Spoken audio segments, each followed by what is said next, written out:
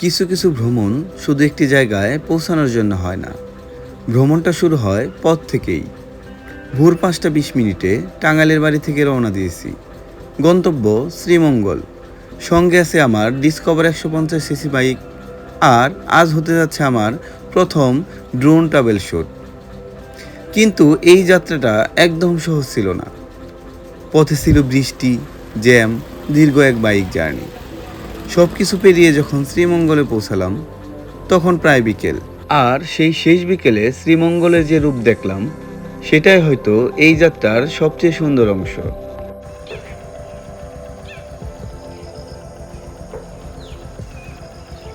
ভোর 5টা 20 মিনিট, আর এই সাত সকালে আমাদের যাত্রা শ্রীমঙ্গলের উদ্দেশ্যে।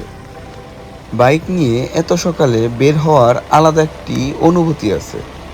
সামনে দীর্ঘ পথ, আর সঙ্গে রয়েছে আমার নতুন ড্রোন। আজকের যাত্রায় সেটারও প্রথম বড় ট্রাভেল শ্যুট হতে যাচ্ছে। আমরা যখন বাইক নিয়ে করুটিয়া কলেজ পার হচ্ছিলাম তখন ভোরের আলো আস্তে আস্তে সাদা হচ্ছিল।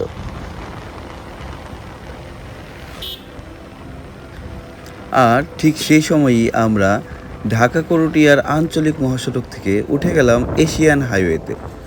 আপনারা যারা রাজশাহী, বগুড়া তথা উত্তরবঙ্গ থেকে বাইক নিয়ে শ্রীমঙ্গলে যাবেন তাদের সুবিধার্থে বলে রাখছি যে আমরা গাজীপুর রেল স্টেশন পার হয়ে কালীগঞ্জ হয়ে ইটাখোলা দিয়ে ভৈরব পৌঁছাবো।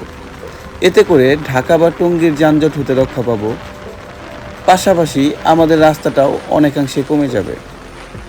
বাইকে চলতে চলতে রাস্তার গল্প বলতে বলতে অবশেষে আমরা চলে এসেছি ভৈরব ব্রিজে। আমাদের আজকের যাত্রাপথে এই ব্রিজটা খুবই গুরুত্বপূর্ণ একটা অংশ। এই সেতুটি মেঘনা নদীর উপর নির্মিত। এটি ভৈরব ও আশুগঞ্জকে সংযুক্ত করেছে এবং ঢাকা সিলেট মহাসড়কের একটি গুরুত্বপূর্ণ যোগাযোগ ব্যবস্থা হিসেবে কাজ করছে। 2002 সালের শেষ দিকে সেতুটি চালু হওয়ার আগ পর্যন্ত এই নদী পারাপারের জন্য ফেরির উপর নির্ভর করতে হতো। ফলে যাত্রী ও মালবাহী গাড়ির জন্য এখানে পারাপারে অনেক সময় লাগত এবং নানা ধরনের ভোগান্তি পোহাতে হতো। বাংলাদেশ সড়ক ও জনপথ অধিদপ্তরের তথ্য অনুযায়ী এই ব্রিজটির দৈর্ঘ্য প্রায় 1195 মিটার। আজ এত সকালে বাইক নিয়ে যখন এই ব্রিজের উপর দিয়ে যাচ্ছি, একদিকে মেঘনা নদীর বিশালতা, অন্যদিকে দীর্ঘ এই সেতু, পুরো দৃশ্যটাই অন্যরকম একটি অনুভূতি দিচ্ছে। আর নতুন ড্রোন সঙ্গে থাকায় উপর থেকে ব্রিজ আর নদীর যে দৃশ্যটা দেখার সুযোগ পেলাম সেটা সত্যিই অসাধারণ। এখন আমাদের গন্তব্য শ্রীমঙ্গল, তাই আর দেরি না করেই আবারও রওনা দিচ্ছি শ্রীমঙ্গলের উদ্দেশ্যে। হবিগঞ্জের কাছাকাছি আসতেই রাস্তার দুই পাশে বিশাল জলাভূমির মতো একটি দৃশ্য চোখে পড়ল। বর্ষার পানিতে পুরো এলাকাটা যেন হাওরের রূপ নিয়েছে। আর হবিগঞ্জের পথ অতিক্রম করে আমরা যখন মিরপুর থেকে ডান দিকে শ্রীমঙ্গলের উদ্দেশ্যে রওনা করলাম, ঠিক তখন থেকেই আমাদের চারপাশের পরিবেশটা যেন পুরোপুরি বদলে গেল। শহরের ব্যস্ততা পেরিয়ে এখন চারিদিকে শুধু সবুজ চা বাগান, পাহাড়ি রাস্তা আর প্রকৃতির অপার সৌন্দর্য।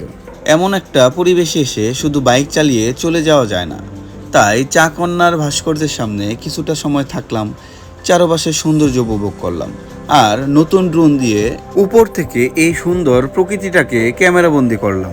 আপনারা যে যেভাবেই শ্রীমঙ্গল আসেন না কেন, বাইক, প্রাইভেট কার কিংবা অন্য কোনো যানবাহনে এই জায়গাটাতে এসে কিছুটা সময় নিয়ে চারপাশটা অবশ্যই ভালোভাবে উপভোগ করবেন। কারণ শ্রীমঙ্গলের সৌন্দর্য শুধু কোনো নির্দিষ্ট একটি জায়গায় নয়, শ্রীমঙ্গলের পথে আসার মধ্যেও অনেকটা সৌন্দর্য রয়েছে।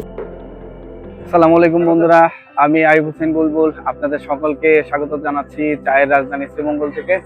আমি এখন দাঁড়িয়ে আছি চায়ের দেশে স্বাগতম খ্যাত এই স্ট্যাচুতে। আপনারা যখন ঢাকা থেকে আসবেন অবশ্যই যাওয়ার সময় এই পয়েন্টটাতে আপনারা দেখে ছবি তুলে যাবেন, কারণ পরবর্তীতে হয়তো ভিতরে গেলে আরো ভালো কোনো কিছু পেলে এই দিকে হয়তো আর আসা হবে না। এর জন্য আপনারা অবশ্যই এখানে আসবেন। বেশ, এবার চা কন্যা থেকে বিদায় নেওয়ার সময় হয়ে গেছে। চলুন আবার রওনা দিই শ্রীমঙ্গলের পথে। আর এই তো সামনেই শ্রীমঙ্গলের সাইন। এবার এই 13 কিলোমিটার আঁকাবাঁকা রাস্তা আর চা বাগানের সবুজের মাঝ দিয়ে এগিয়ে যাচ্ছি শ্রীমঙ্গল শহরের দিকে। আর মনে মনে ভাবছি স্রষ্টা আমাদের জন্যে শ্রীমঙ্গলের রাস্তা এত সুন্দর করে বানিয়েছেন, আর না যেন কত সুন্দর করে স্বর্গের রাস্তাটি তৈরি করে রেখেছেন আমাদের জন্য। বন্ধুরা, আমি এখন চলে আসছি শ্রীমঙ্গলের চৌমুহনীতে। এইখানে হচ্ছে 4টি রাস্তার মিলনস্থল। শ্রীমঙ্গলবাসী একে চৌমুনা বলে থাকে, আমরা আমাদের ভাষায় যেটাকে চৌরাস্তা বলে থাকি। এই চৌমুনা, পেট্রোল পাম্প কিংবা পানসি রেস্টুরেন্টের সামনে থেকে আপনি শ্রীমঙ্গলে সারাদিন ঘোরার জন্যে 1000 থেকে 4000 টাকার ভিতরে বিভিন্ন ধরনের গাড়ি ঘোড়া পেয়ে যাবেন। দুপুর 2:30টার দিকে অবশেষে শ্রীমঙ্গলে পৌঁছালাম। দীর্ঘ সময় বাইক চালিয়ে আসার পরে প্রথমেই চলে এলাম পানসি রেস্টুরেন্টে দুপুরের খাবার খেতে। দুজনের জন্য ভাত, মাছ, ডাল আর ভর্তা দিয়ে দুপুরের খাবারটা সেরে নিলাম। আর সব মিলিয়ে আমাদের দুজনের খাবারের জন্য খরচ হলো মাত্র 500 টাকা।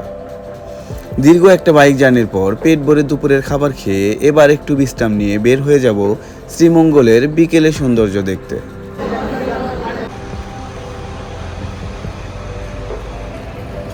এটা হচ্ছে শ্রীমঙ্গল রোড। শ্রীমঙ্গল রোড থেকে আপনি হচ্ছে এসে ডান দিকে গেলে হচ্ছে আপনার হরিণছড়া গল্ফ মাঠ পেয়ে যাবেন। দুপুরের খাবার শেষে হরিণছড়ার পথে যখন এগোচ্ছিলাম, নীলকণ্ঠের একটু আগে হঠাৎ চোখে পড়লো চা বাগানের কর্মী কয়েকজন মহিলা রাবার বাগানে রাবার সংগ্রহের কাজ করছেন। দৃশ্যটা দেখে আর দেরি করতে ইচ্ছে হলো না। বাইকটা রাস্তার পাশে রেখে নেমে পড়লাম। একটু সময় তাদের সাথে কথা বললাম, জানার চেষ্টা করলাম এই রাবার সংগ্রহের কাজটা কিভাবে করেন তারা।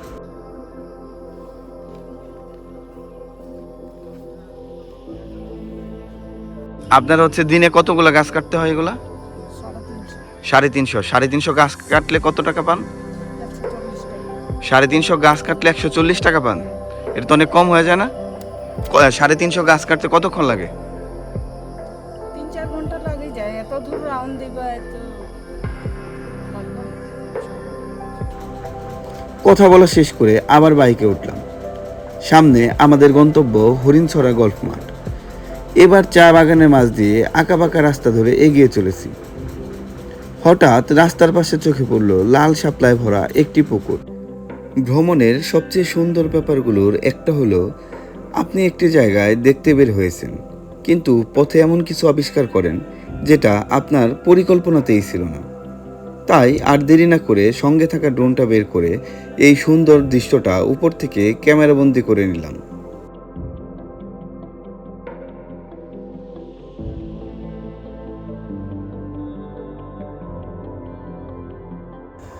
এরপর আবার রওনা দিলাম হরিণছড়ার দিকে। গল্ফ মাঠের মেইন গেটের দিকে দেখি সাধারণ দর্শনার্থীদের প্রবেশের ব্যাপারে সাইনবোর্ডে নিষেধাজ্ঞা রয়েছে। তাই আমরা মূল গেট দিয়ে প্রবেশ না করে শেষ প্রান্ত দিয়ে এগিয়ে গেলাম। আর ঠিক এখানেই পরিচয় হলো 12-13 বছরের একটি ছোট্ট ছেলের সঙ্গে। তার নাম বাতাস। কথায় কথায় জানতে পারলাম সে 4র্থ শ্রেণীতে পড়ে। তার পরিবারকে ঘিরে তার ছোট্ট একটি জগৎ রয়েছে। তার চাচা চা বাগানে কাজ করেন। বন্ধুরা, আমি হচ্ছে অবশেষে পৌঁছে গেছি এই হরিণছড়া গল্ফ মাঠের এক প্রান্তে। তো এখানে আসার পরে হচ্ছে আমার সাথে এক ছোট্ট পিচ্চির হচ্ছে পরিচয় হলো। আমি হচ্ছে তাকে আমার সাথে নিয়ে এই গল্ফ মাঠটা ঘুরে দেখব। তো তার সাথে অবশ্য পরিচয় করিয়ে দেব। চলুন হাঁটতে হাঁটতে কথা বলতে বলতে এই গল্ফ মাঠটা দেখতে থাকি। তোমার নাম কি? বাতাস। বাতাস। তুমি কি পড়াশোনা করো? কিসে পড়ো? ক্লাস 4-এ। তোমরা ভাই বোন আছে? 2 ভাই আছে, তাই না? আমি যখন বাইক পার্কিং করছিলাম তখন বাতাসের সাথে কথা বলে বুঝতে পারলাম সে আমার সাথে যেতে আগ্রহী। তাই তাকে সঙ্গে নিয়ে নিলাম। এক কথায় সেও রাজি হয়ে গেল। তবে তার ছোট্ট একটি অনুরোধ ছিল, বাগানের সাহেবরা যেন তাকে আমার সঙ্গে না দেখে। কারণ তার ধারণা ছিল তাকে চিনতে পারলে তার চাচার চাকরি নিয়ে সমস্যা হতে পারে। ছোট্ট একটা ছেলে, অথচ নিজের পরিবারের কথা ভেবে তার এই দুশ্চিন্তার দায়িত্ববোধ আমাকে সত্যি মুগ্ধ করেছিল। এরপর পুরোটা সময় বাতাস আমার সঙ্গে অনেকটা একজন অভিজ্ঞ গাইডের মতোই ছিল। এমনকি আমার হেলমেট ক্যারি করতেও সে আমাকে সাহায্য করেছে। একটা ভ্রমণে আমরা অনেক সুন্দর সুন্দর জায়গা দেখি, কিন্তু কখনো কখনো কোনো একজন মানুষের সঙ্গে হঠাৎ দেখা হয়ে যাওয়াটাই সেই ভ্রমণের সবচেয়ে মনে রাখার মতো অংশ হয়ে যায়। আমার জন্য বাতাসের সঙ্গে এই পরিচয়টা ঠিক তেমনই একটি মুহূর্ত।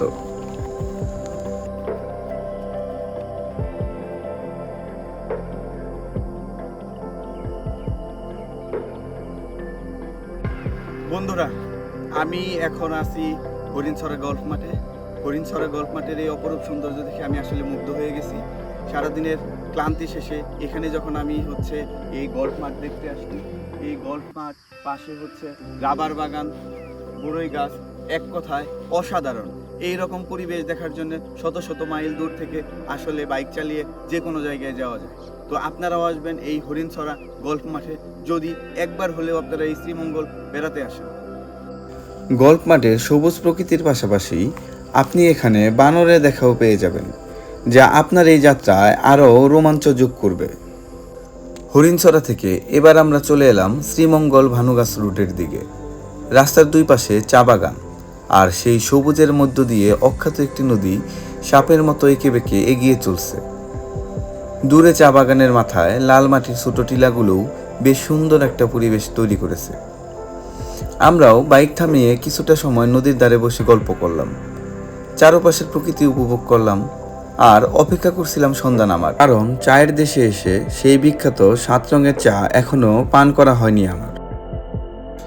চারিদিকে অন্ধকার নামতেই আমরা চলে এলাম শ্রীমঙ্গলের বিখ্যাত আদি নীলকণ্ঠ টি কেবিনে, সেই ঐতিহ্যবাহী 7 রঙের চা খাওয়ার জন্য। এখানে এসে প্রথম দেখাতেই আমি একটু অবাক হয়ে গেলাম। একটা চায়ের দোকানকে ঘিরে এত মানুষের ভিড়। তখন বুঝতে আর বাকি রইল না এই জায়গার কেন এত সুনাম। চা অর্ডার করতে গিয়ে শুনলাম অর্ডার দেওয়ার পর প্রায় 25 থেকে 30 মিনিট অপেক্ষা করতে হবে। তাই 75 টাকার 2 কাপ 7 রঙের চা অর্ডার করে আমরা আশেপাশে ঘুরে দেখার জন্য বেরিয়ে পড়লাম।